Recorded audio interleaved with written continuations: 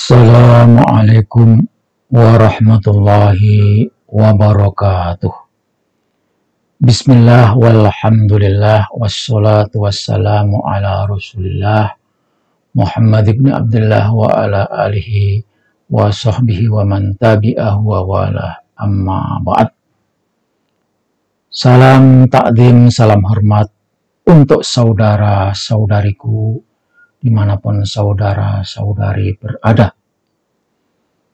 Doa saya untuk semuanya, semoga kita hari ini, hari esok, hari-hari ke depan selalu dalam rahmat Allah Subhanahu wa Ta'ala, sehat walafiat, panjang umur, bisa beribadah, bisa beraktivitas, baik untuk diri kita, untuk orang lain, berguna bagi diri kita, bagi orang lain, agama, nusa, dan bangsa. Amin. Allahumma amin. Saudara-saudara sekalian, debat nasab Pak Alawi masih terus berlanjut. Tetapi ada pertanyaan, sampai kapan ini selesai? Itu pertanyaan sudah dijawab oleh Kiai Haji Imaduddin Osman Al-Bantani. Sampai para habib menyadari kalau dirinya bukan keturunan Rasulullah. Kalau itu sudah diakui, clear, ikrar, dan masyarakat mendengarkannya, maka selesai sudah. Tapi ada juga yang menyatakan, sekarang debat sudah selesai, udah kelar.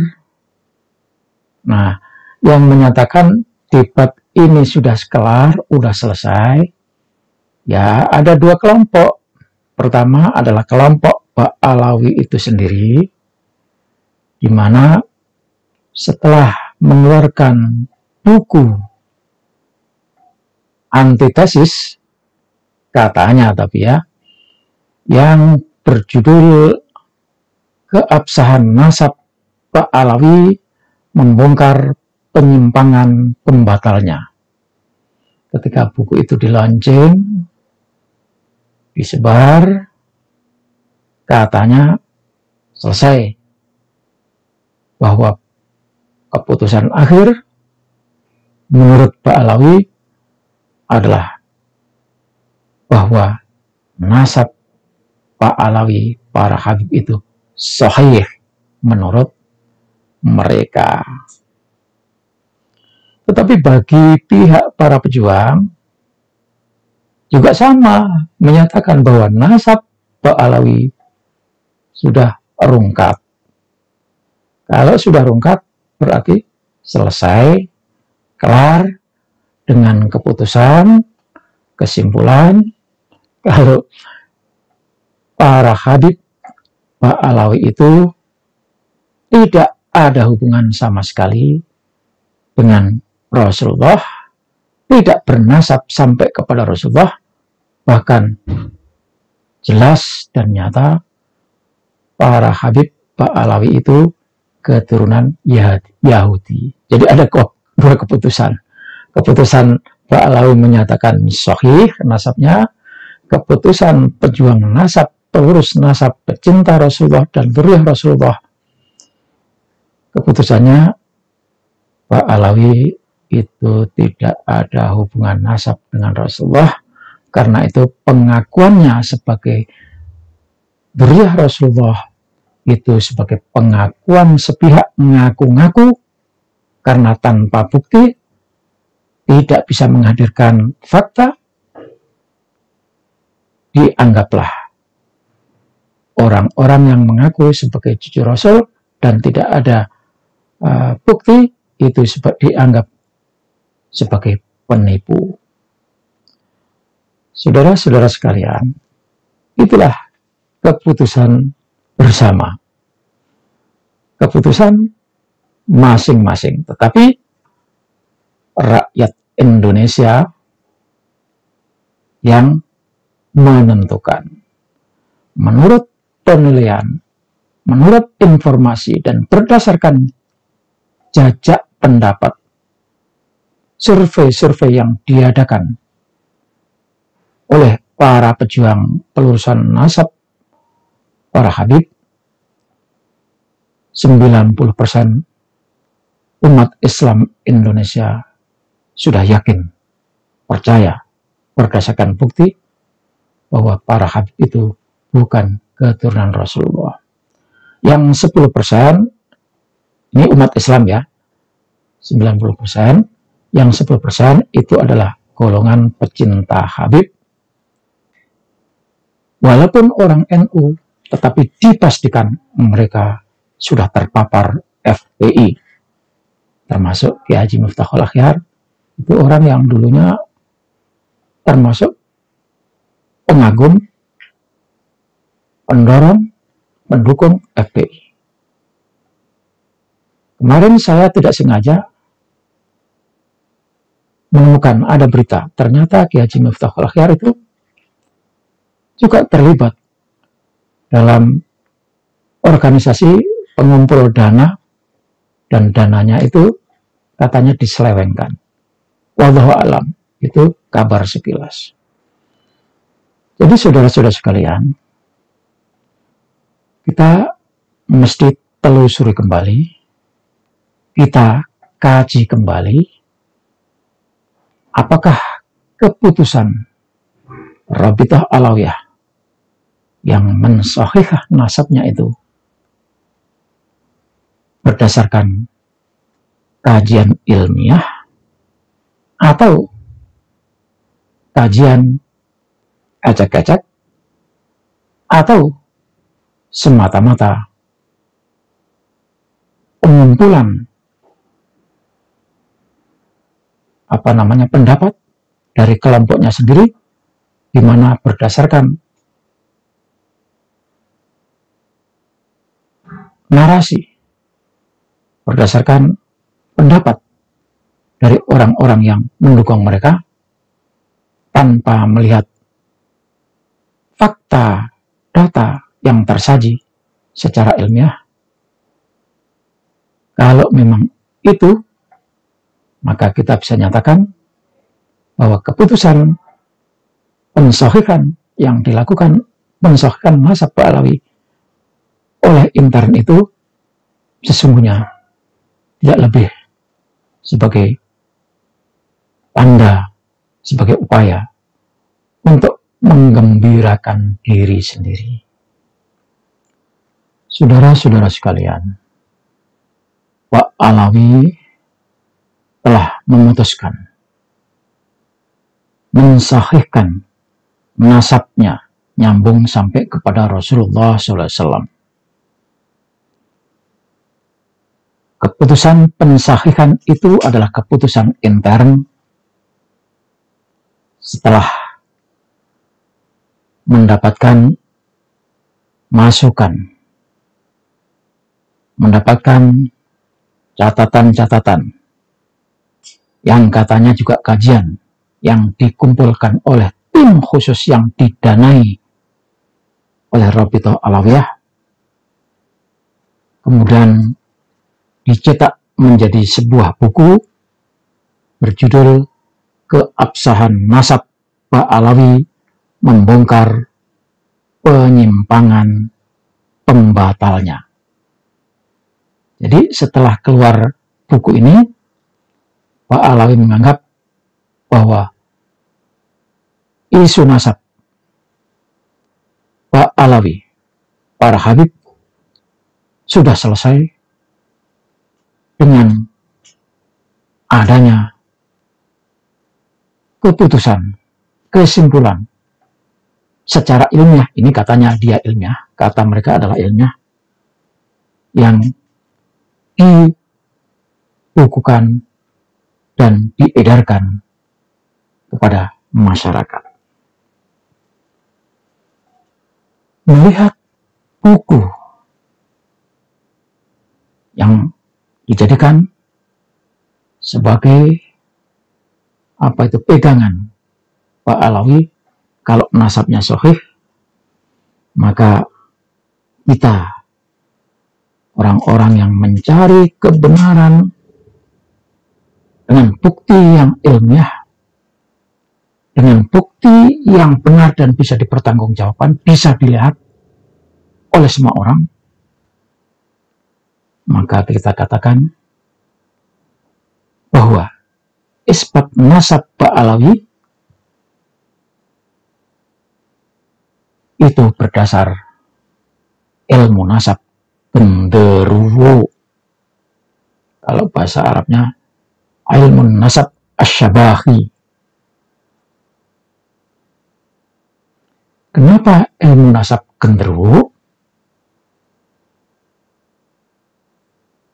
Karena semua ditulis hanya berdasarkan angan-angan, gambaran yang dibuat,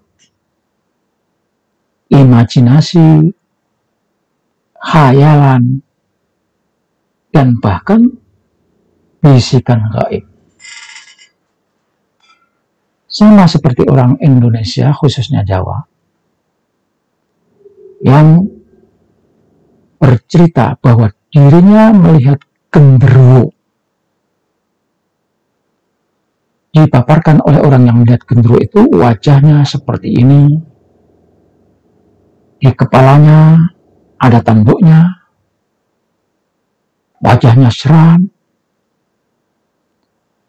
Apa yang dilihat orang dengan menyebutnya genderuwo tadi digambarkan, lalu gambarannya ditulis, ceritanya ditulis, ya, wajahnya digambarkan, tertulis. Hanya dia yang tahu, yang bisa menggambarkan. Ketika orang bertanya, mana buktinya kalau genderuwo itu ada? Dia tidak bisa membuktikan. Ini sama seperti Ba'alawi ketika bercerita, Ubaidillah itu ada, wajahnya seperti ini, gayanya seperti ini, ilmunya seperti ini. Itu adalah khayalan semuanya. Jadi Ba'alawi membuat Ubaidillah, tokoh fiktif itu, digambarkan, dituliskan, ya, ini, itu, lahirnya, bahkan segala macamnya. Ditulis. Ketika ditanya, Anda menyebutkan Ba'alawi itu ada. Anda jelaskan dalam tulisan itu, tetapi saya mau tanya, Ubaidillah itu di mana? Kuburnya di mana? Bapaknya, oke, yuk sambung-sambungkan. Ibunya siapa?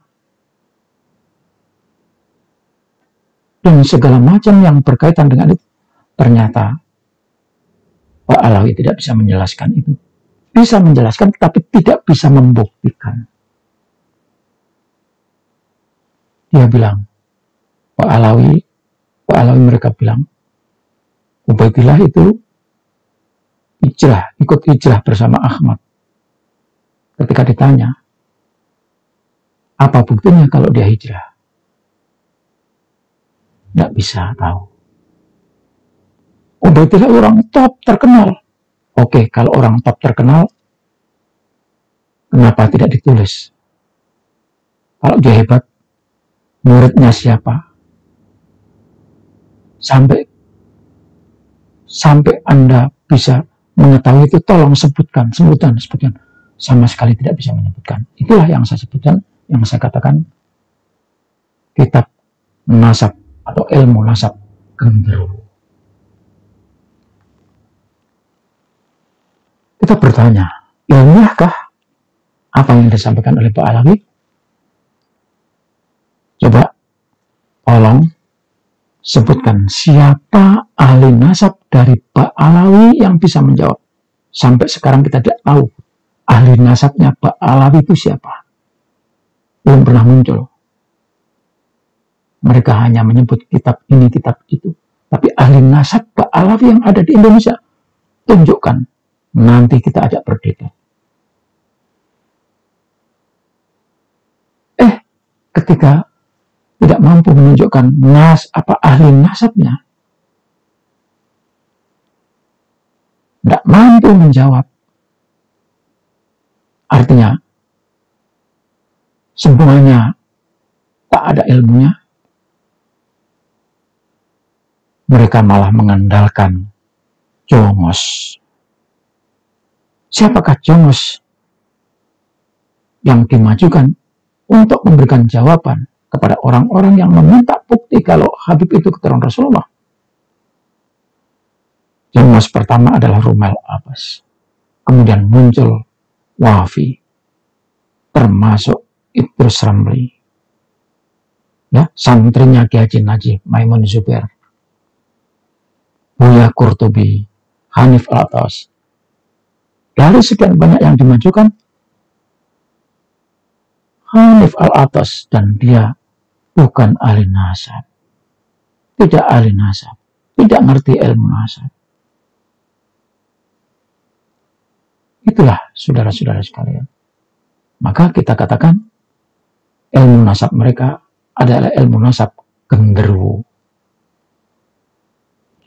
Nasab Ba'alawi dibangun di atas kitab karya imajinasi dan bisikan gaib, seperti saya katakan tadi. Yang ditulis dalam kitab nasab mereka itu semuanya adalah karya imajinasi, khayalan, penggambaran, tidak ada bukti, tidak berdasarkan sumber primer. Dan bahkan bisa dikatakan kitab yang mereka tulis adalah kitab bisikan alam gaib. Nggak tahu gaib itu setan atau jin, wallahu a'lam. Sejak Ki Haji Madudin Osman meluncurkan tesis yang menggetarkan dunia, di mana para habib dinyatakan bukanlah keturunan Rasulullah, banyak pihak yang hanya bisa menghujat bukan membalas, dan hujatannya itu sungguh sangat luar biasa kotornya. Mereka hanya bisa menyampaikan sumpah serapah. Rabitah Alawiyah sendiri tidak sanggup mematahkan tesis Ki Haji Imaduddin. Baru kemudian melalui tim Rabitah Alawiyah mendanai penulisan sebuah buku yang berjudul Keabsahan Nasab Pak Alawi, membongkar penyimpangan pembatalnya. Ternyata buku tersebut sama sekali tidak menjawab tesis Ki Haji Imaduddin. Isi buku tersebut cuma dongeng yang diambil dari berbagai sumber yang sudah lama berseliweran di media sosial. Sebelum Keabsahan Nasab Pak Alawi membongkar penyimpangan pembatalnya dipublish,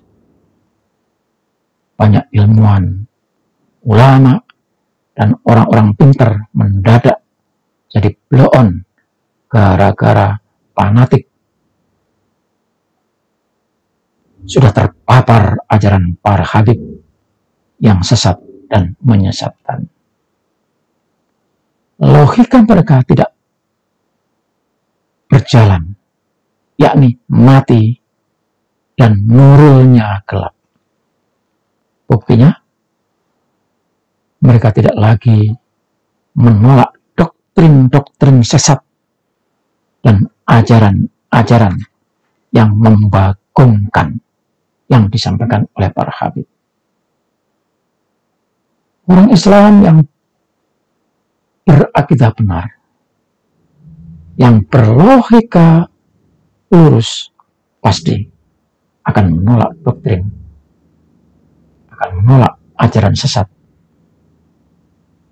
yang menyimpang yang disampaikan oleh para habib. Faktanya mereka tidak menolak tapi malah membela. Apa contohnya ajaran sesat itu, doktrin sesat itu? Habib bisa memadamkan api neraka. Habib goblok, gila, ahli maksiat lebih utama dari 70 ulama, amilun, mukhlisun. Habib menjamin ahli maksiat masuk surga.